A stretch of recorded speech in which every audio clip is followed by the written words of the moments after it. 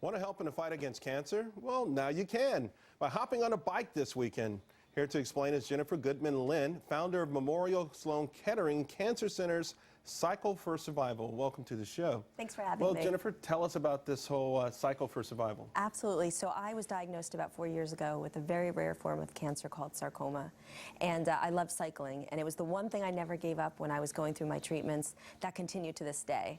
And I decided to put my passion for cycling together with raising money for the doctors at Sloan Kettering, who continue to save my life every day. And we have Cycle for Survival. Now, how much money are you guys hoping to raise through this? Well, we've already raised close to $1 million. Really? And, how long have you been doing it? This is year 3. Okay. And when people ask, what's your goal? I say my goal is to fight cancer and find a cure. So. And cold weather, no excuse. No excuse, because we're indoors, underground. Oh, really? Yeah, indoor cycling. Okay, fantastic. Now, let's talk about something else that's pretty cold, the economy. Yes. How has the economy impacted fundraising in general in your efforts? Sure. Well, I must say that I was a little bit nervous when we started fundraising this year with the economy, but it's bittersweet. Unfortunately, everyone has a relationship to cancer. 1 out of 2 men and 1 out of 3 women throughout their lives are diagnosed with cancer. So it's pretty easy to say to someone, do you know someone who's affected by this disease or afflicted by it? And the donations just kept coming in. We've actually raised about 30% more to date than we did last year. That is impressive. What do you plan to do with the funds? Are you going to help survivors? Are you going to use any of it for research and development? Where does the money primarily go? Sure. So this money goes specifically to orphan or rare cancers, which are cancers that affect millions of people but so rarely get the funding they deserve. So what we do is we work with the doctors at Sloan Kettering, and they put them into trials that are going to hopefully find cures for these less common cancers. And is this an idea you think you can take beyond, the one hospital and around the country, around New York City?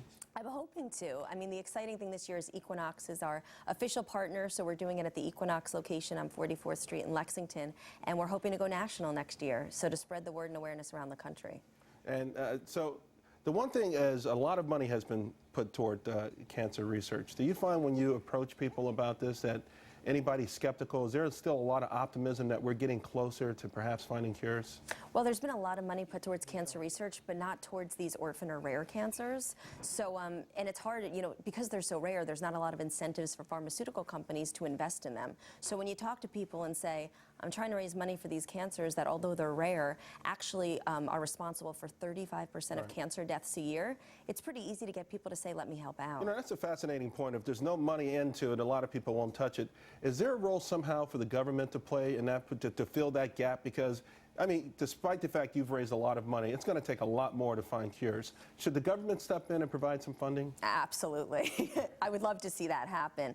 Until they do, though, I'm going to keep on doing what I need to do. Okay, well, I'm proud of you. I'm glad to have met you. Thanks a lot. Thank you. And for more information on this event, you can go to www.cycleforsurvival.org.